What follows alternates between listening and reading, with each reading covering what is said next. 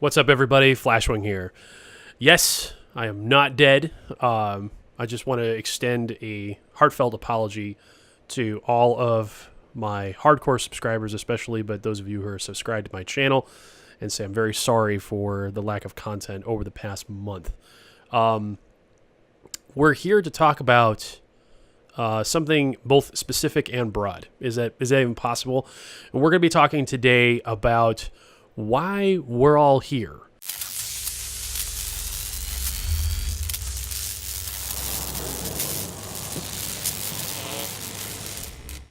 I'm not talking about like why are we here on this earth. I'm talking about you and I, about why we're here on YouTube. And I'm going to start this topic by talking about why there hasn't been any content over the last month. I do have a track video that is partially completed. I still plan on posting it, so I do appreciate your patience. But I have had this... it's just been kind of like this nagging feeling of... I feel like the wind has been taken out of my sails over the last month. And it kind of started around the 4th of July. I had something that I had recorded for the 4th of July, and I scrapped it. And I scrapped it because it was very negative, and it was a real downer. And I feel like I could have presented the information in a much better way, but I just wasn't sure how to do that. And it's kind of expanded into a lot of soul searching about what it is that I'm doing here on YouTube. Like, why am I here? Now, I'll just preface the fact that this is not a I'm quitting video. I told you guys a long time ago that if for any reason I was going to abandon YouTube, you would hear it from me, and you would hear it from me first. This is not that. But I really had to think and dig deep to ask myself, like, why am I here? Like, what am I doing? If there's, especially those of you who don't have YouTube channels and have not attempted to record or produce content of any kind, this can be, there can be a real separation, a real wall between what you think goes on behind the scenes of a channel and what actually does.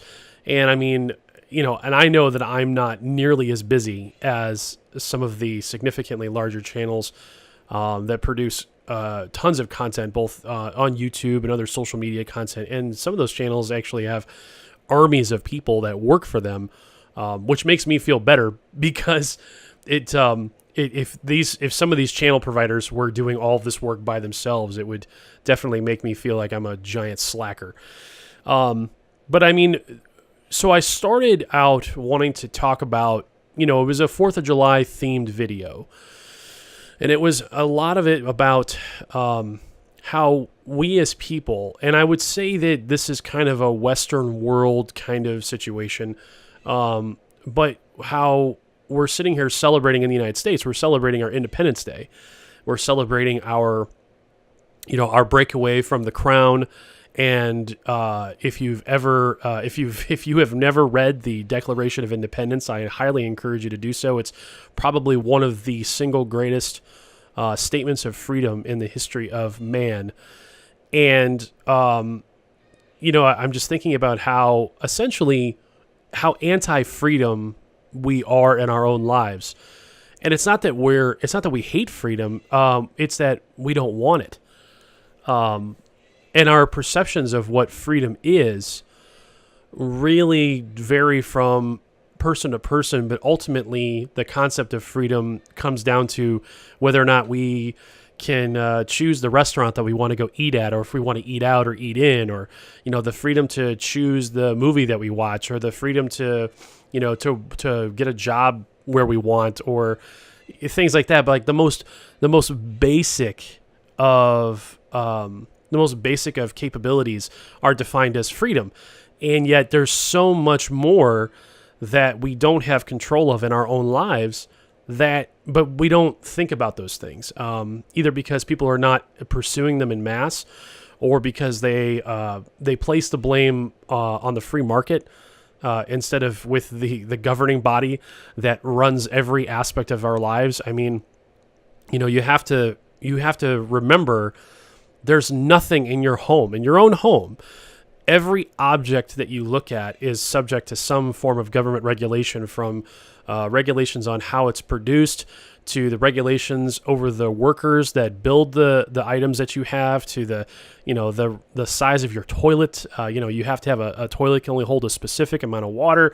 The electricity everything is regulated. Everything in your house, from the clothes you wear, to the electronics that you use, to the beds you sleep in, to taking a shower, to using a toilet, to everything. Every single thing in your home is managed by some government law or regulation.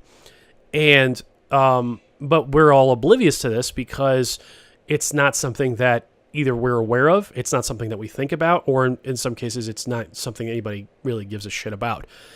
And so that's kind of where my head started. And I was wanting to, and I produced a video talking about sort of how as a society we don't want freedom. And I don't know, but I mean, my mind began to wander about what is it that I'm doing here on YouTube and what is my purpose? Because coming back to the time aspect, and I've talked about this a lot, and this isn't for the purposes of whining or complaining. It's just, I try to emphasize to people who maybe don't know exactly how much work goes into this stuff, in the hopes that maybe there's just a little bit of appreciation in cases where people are critical of content or critical of the lack of content. And I can say that there's a small amount of you out there who watch just about everything that I produce, and you guys are always on the forefront of my mind in terms of what is it that I can give you, and ultimately you guys are the real focus of the things that I do. I mean, it's not that I don't want to draw a larger audience, but the fact of the matter is actually the vast majority of the traffic that this website receives is stuff that I really don't even give a shit about, like bike reviews and gear reviews, and things like that. Like, those videos actually are the ones that receive the greatest amount of attention, and it's actually the stuff that I care the least about. There are tons of places you can go for bike reviews and gear reviews. There's very little, my personal opinion, there's very little perception or information or perspective that I'm going to be able to bring to something that you can buy that you can't find somewhere else, and potentially people who are much more experienced than me.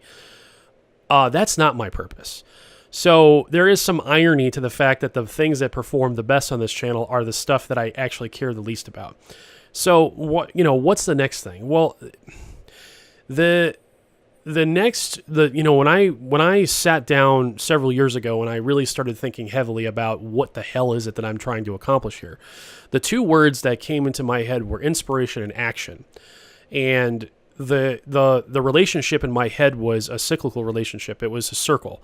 And the idea is that I receive inspiration from other people, whether, in my life or through the internet, and that prompts me to take action. And then through that action, I'm able to demonstrate things that I'm doing or talk about them, and that facilitates inspiration for other people. And then their action then can feed back into me. And so it's this continuous loop. That's where the foundation of the channel came from. But of course, what does that manifest itself as? Like, how does that look? Well, I'm doing motovlogs as the primary factor, and so I was trying to do topics that I felt like adhere to those particular topics. But it's always felt clunky, and in fact, it was pointed out to me not too long ago that motovlogging in many cases is just simply a podcast with visuals that have nothing to do with what you're talking about. And it was so weird. It was like somebody just pointing out something so unbelievably obvious, but I just never thought of it that way. And ever since then, I'm not so much soured, but I haven't seen the value necessarily of a motovlog nearly as much as I do with just a simple, podcast style vlog like I'm doing right now. And when you remove the motorcycle component from it, I'm able to speak a lot more fluently and with a lot more articulation because I'm not worrying about piloting a motorcycle and being killed potentially while trying to talk to you about something that I'm interested in. So, the motorcycle stuff I know is what built this channel. And again, and just to if there's anybody's freaking out right now, I'm not here to announce like any massive changes to the channel. This channel has always been a very fluid, work in progress. It's always been an extension of me and the things I'm interested in. And it changes when I feel like things are not working. And I will also apologize for what sounds like screaming birds in the background. They're probably not happy that I'm in here talking to you. I don't know why. But anyway, if you hear things in the background, that's why. So all of this has been playing in my head over the last month, trying to figure out what is it that I'm here for. And part of this process of building the channel and expanding the channel has been analyzing the channels of other people and really trying to understand what makes them successful. Is it their personality? Is it their content? Is it their cinematography? Is it a combination of all those things? And one of the hardest pills that I've been having to swallow on a consistent basis is the fact that this channel is not necessarily going to have the kind of growth, or things on this channel are not necessarily going to go how I think they will under the pure basis that I'm not entertaining. And I'm not here to complain about that. I've, over the past month in particular, although this has been digging in the back of my head for a little while, is the realization that there is a significant disconnect between what I think people would find interesting to watch and what people actually feel is interesting to watch. A lot of people who are here on YouTube, and maybe you're one of them, and if you are, I'm here to say that it's okay. This is not a judgment situation. This is just a statement of fact. A lot of people here on YouTube to be entertained. And when I look at some of the channels that are very successful, these are channels that are entertaining. And while they do show unique perspectives, or they push the boundaries of cinematography, and, people who have made significant advancements in the vlogging aspect of YouTube, or, but even some of the motovlogging channels, the ones that are successful are let's talk about motovlogging in particular, because that's something that since many of you who are in my audience are motovlogging fans, and you can understand and relate to this. Motorcycling on YouTube offers very, very few avenues for expansion. And you basically have to be entertaining, number one. But the channels that experience the greatest amounts of growth and explosive growth are entertaining channels that promote either a hooligan lifestyle or excessive amounts of danger. And all of that entertainment I wrap up into what I basically refer to them as circus clowns, because a circus clown to me is an entertaining figure. You go to the circus and the clown entertains the crowd. And that's not a derogatory slight. And I know that some people may take it that way. That's their choice. If they want to be entertainers, and if they want to promote the hooligan lifestyle of, wear no gear and fuck safety, and I'm just going to ride like a crazy man, that's what it takes to expand your channel in that way. Now, there are a number of motovlogging channels that have slowly accumulated growth. That's not the only way to accumulate an audience, but when you really look at some of the larger channels, that is certainly a factor, is some facet of entertainment, a hooligan lifestyle. And again, it's not the rule, but I mean, when I really study these channels, that's a lot of what I see. So that sort of thing is never going to happen here. I'm never going to, there's never going to be a massive amount of squidding. You're not going to see me doing wheelies. You're not going to see me doing stoppies, stunts. You're not going to see me being an entertainer, because that's not my purpose here. My purpose is not to entertain you. I have entirely too much experience, and I have entirely too much knowledge, and I value my safety too much as well to risk everything by hanging my ass out on the street and recording it just so everybody can get a little bit of the thrill of me doing that. There are other people who are willing to make there are other people who are willing to make those sacrifices or take those risks, and they have my they have my full support. But that ain't gonna be me. I'll keep all of my stuff limited to the racetrack, and I'll continue to advocate people do the same. But that being said, my job, that's been the one consistency amongst everything that I've done, everything I've tried. My purpose is not to be an entertainer. I will not, if I entertain you, it's either because it happened by accident, because quite frankly, I don't feel like I'm very good at it. Yeah, that's pretty much it. If you're entertained, it's either because you're weird like I am and you found something funny that I thought was funny, or it happened completely by accident. I can promise you there's very little entertainment factor on this channel that happens on purpose, because it's usually executed very badly. So now that we've at least established that as a foundation, there's no entertainment that happens on this channel. For me, it's all about informing you and trying to move you in some way, whether move you emotionally, intellectually, or both. And it's really hard to do that on a motorcycle, per se. I mean, you can make music videos that I've seen in the past that have kind of talked about pushing the boundaries of life and not allowing the world to dictate the things that you want to do. The whole aspect of the resistance being the other foundation of that, and resisting the mainstream and stuff like that.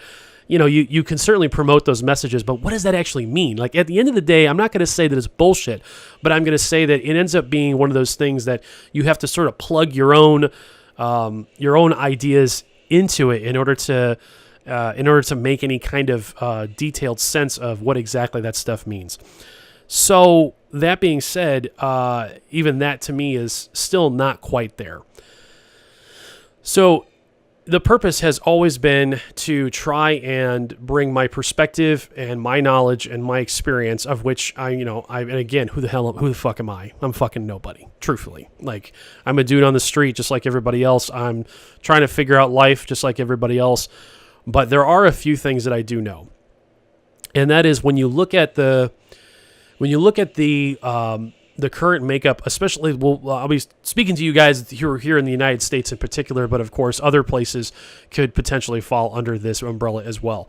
When you start looking at the direction of society, the things that are happening are beyond politics. Politics in particular has become almost an entrenched. It's more than just an ideology. Our politics has become ingrained as part of our culture. And I'm not even talking about an American culture. I'm talking about a conservative culture, or a progressive culture, or a liberal culture, or but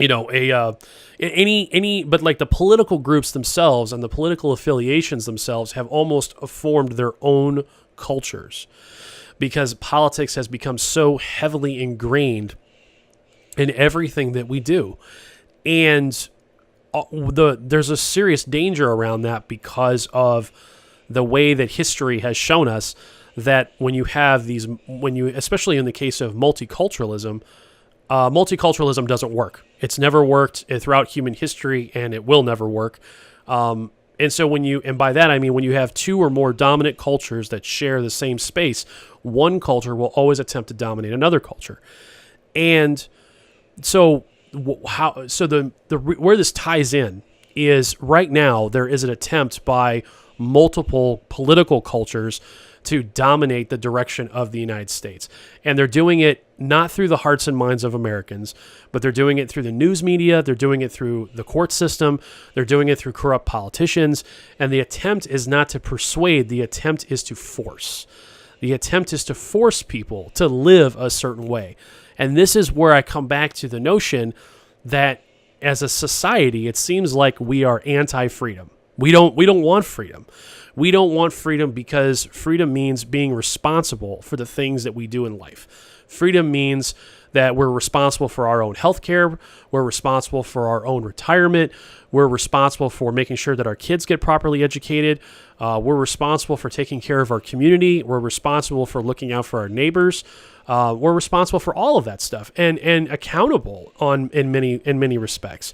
And there are a lot of people who, by the virtue of their actions or inaction, demonstrate that they're not interested in this. They're not interested in being free. They're not interested in being responsible, because to be responsible means you're accountable, and that puts the fault of any shortcomings in your own life on your shoulders, and that is an incredibly scary prospect for a lot of people.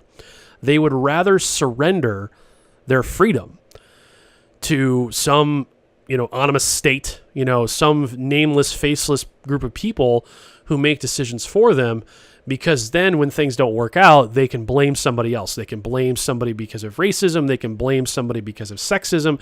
They can blame, any potential category that you could be pigeonholed into, which is yet another problem of labels. And that's something that I could probably go on for hours and hours about. But, people have to find things to occupy their life with because they're not focused on taking responsibility for the aspects that are all part of actually being a free and open society. So people lose their direction in their lives, and they lose meaning in their life. And so they have to fill that meaning with either these different political causes, or they have to invent all these different labels in order to make themselves feel special. I mean, that's another thing, is we're seeing all of the side effects of the self-confidence culture, where kids were raised to believe that they're special and unique, and then they get out into the real world and suddenly realize that they have no special lease on problems, or, we all have the same fears, we all have the same problems, we all have some of the same shortcomings, and while there's some variations depending on how you were raised and what advantages or disadvantages you had, by and large, we're all the same people. And pretending otherwise is to be ignorant of how society is. And so people invent these different causes for themselves in order to fill their lives with meaning, because they're avoiding all of the other responsibilities that they have, such as taking care of themselves, growing their knowledge, growing their value in society, all of which take a tremendous amount of time in order to facilitate. And they focus on these other tasks that at the end of the day don't do anything.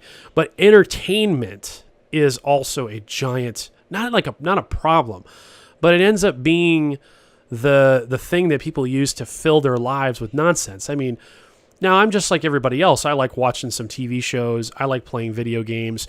But I feel like that we have a growing population that are just mesmerized by their television. And this is nothing new, but I mean, it seems to be steadily getting worse, to the point where people are shunning away from handling their own business in their lives. And instead they're interested in, coming home but goddamn, you can't pay your bills, and you can't get your fucking life together, but goddamn it, you're going to be home on the Sunday night to watch the latest release of Game of Thrones. Or, the things that we choose to focus on say a lot about who we are as people, both positively and negatively. And so, to me, I see this huge overarching problem out there. And what I see is there are two forces that are at work. Number one, you got to understand something, that in the United States, the system that we know as our government the days are numbered. It's simple mathematics. I don't even have to necessarily go into the economics or any of the boring political side talk to explain to you the fact that it's an institution that's not going to be around forever. And I'm not even talking about it, total chaos. I just mean that sooner or later, someone's going to have to pay the piper, and there ain't going to be no money left. And when that happens, all of you out there who have massive dependencies and have not, for one reason or another, been able to exercise the freedom to take responsibility in your own life, and instead have depended upon the state in order to fund your lifestyle, you are all going to be massively hurt. The rest of us are going to be hurt in a variety of different ways, depending upon how much we are directly or indirectly dependent upon the state. And then you have the other side of it, which is the complacency of people, both from an economic standpoint and a variety of other things in their own life, where the highest list of priorities are the things that bring us the most amount of pleasure, which are, of course, mostly ratchet around entertainment. Because it makes you feel good. But the fact of the matter is that there's no amount of entertainment that is going to improve your life. Okay, there's whether you're watching a TV series or you're playing video games or you're watching people on YouTube who make you laugh. Very, very little in the realm of entertainment is actually going to do anything to improve your own life. And if there is one thing that I want to do, and the thing that I want to give people the most, is some type of a perspective or tools that you can use to make your life better. I don't need credit. I don't need people telling me about how I changed their lives. I mean, hearing that, and I have heard that. Hearing that is, of course, incredibly humbling, and really is a shot in the arm when it comes to having a lack of energy. But it's not something that I need. I do it because I can. I do it because I was given this knowledge. I was given the talent to be able to speak to you. I was given this voice.